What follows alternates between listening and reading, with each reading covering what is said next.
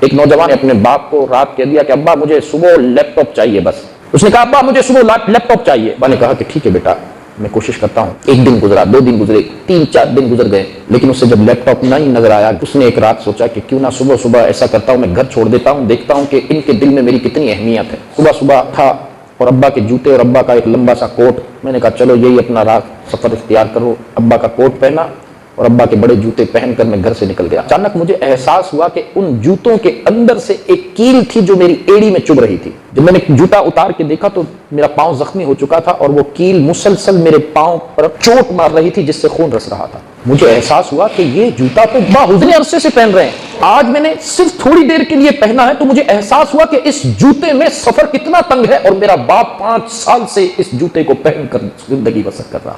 پھر اچانک سے میں نے اپنے خیال کو جھٹکا. میں نے کہا ٹھیک ہے کوئی مسئلہ نہیں. پھر میں آگے کی طرف بڑھ گیا کیونکہ میں نے سوچ لیا تھا میں نے گھر چھوڑ دینا ہے, اس گھر میں میرے لیے جگہ نہیں ہے, میری خواہش پوری نہیں ہو سکتی, میں نے چھوڑ دینا. میں پھر آگے بڑھا.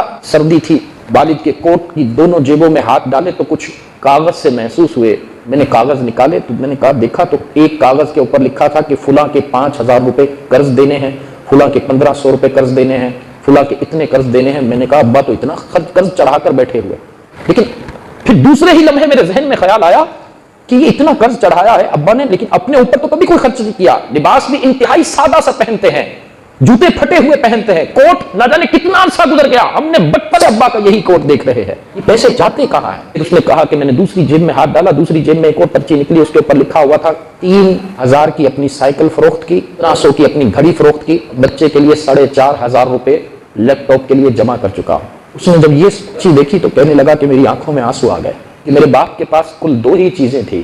ایک اس کی گھڑی تھی جو اسے بہت زیادہ عزیز تھی, اور دوسری اس کی سائیکل تھی جس کے اوپر وہ سارا دن نکل کر ہمارے لیے مزدوری محنت کیا کرتا تھا. مجھے احساس ہوا کہ وہ میرا باپ وہ سائیکل اور وہ گھڑی بھی بیچ کر اپنی زندگی کی آخری خواہش بھی مجھ پر قربان کر چکا تھا. کہنے لگا میرے قدم, دل اور روح میری گھر کی طرف کھینچی جا رہی تھی اور مجھے اس بات کا احساس ستا رہا تھا کہ میں نے اپنے باپ کو بہت تکلیف دی ہے. کہنے لگا میں دوڑتا پھر مجھے اس بات کا بھی احساس نہیں ہوا کہ اس جوتے کے اندر نکلنے والی کیل سے میرا پاؤں کتنا زخمی ہو چکا ہے. ماں اور باپ کی محبت اس درد پر اتنی غالب آ چکی تھی کہ میں دوڑتا ہوا بغیر تکلیف کے اپنے گھر کے دروازے کی دہلیز پر پہنچا. میں نے اپنے چہرے, اپنی آنکھوں سے آنسو پوچھے اور مسکراتے ہوئے گھر میں داخل ہوا. جب سب سے پہلے میری نظر میرے باپ پر پڑی تو وہ اپنی ایک پرانی سی قمیض کے دامن سے میرے جو لایا ہوا لیپ ٹاپ تھا اس کی اسکرین کو صاف کر رہا تھا. میں کبھی اپنے باپ کے چہرے کو دیکھتا, کبھی اس لیپ ٹاپ کی اسکرین کو دیکھتا.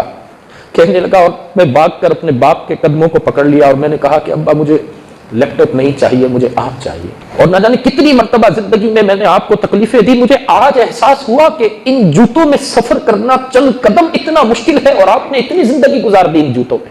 آج اگر ہم سب یہ احساس کریں کہ یہ ماں باپ ہیں کیا چیز, یہ کیوں اپنی زندگیاں قربان کر دیتے ہیں, یہ کیوں جاگتے ہیں, یہ کیوں اتنی مشقتیں اٹھاتے ہیں, یہ کیوں بچوں کو پالنے کے لیے اپنے گھر بار اور اپنی جان تک داؤ پر لگا دیتے ہیں.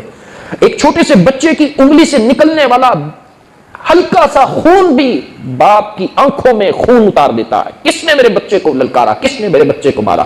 وہ ایک ماں سارے زمانے کی اگرچہ اس کے بیٹے کے اندر برائیاں بھی پائی جاتی ہو تو یقین مانیے اس ماں کا کلیجے سے پوچھئے کہ وہ اپنے بچے کے لیے پورے محلے کو دشمن بنا لیتی ہے اور کہتی ہے کہ میرا بیٹا شریف ہے. کبھی اپنے بچے کی طرف الزام نہیں آنے دیتی.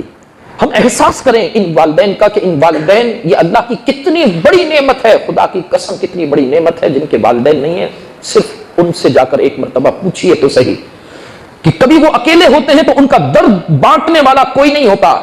آپ دنیا کے اندر سوال کریں, آج اگر ماں سینکڑوں میل کی مسافت پر بھی عرصہ دراز دور بھی بیٹھی ہو تو اپنے بچے کی فون پر ایک آواز سن کر اندازہ لگا لیتی ہے کہ اس کے بچے کے اندر بیماریاں کون سی پائی جاتی.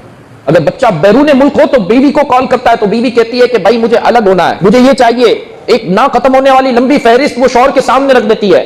بھائی سے بات ہوتی ہے, بھائی بتاتا ہے کہ بھائی ایسا کرو میرے لیے لیپ ٹاپ لے آنا, آئی پیڈ لے آنا, موبائل لے آنا, ارے اس ملک میں یہ چیز اچھی ملتی ہے یہ لے آنا. بچوں سے بات ہوتی ہے تو بچے بتاتے ہیں کہ ابا ہمیں یہ چاہیے, فلاں چاہیے.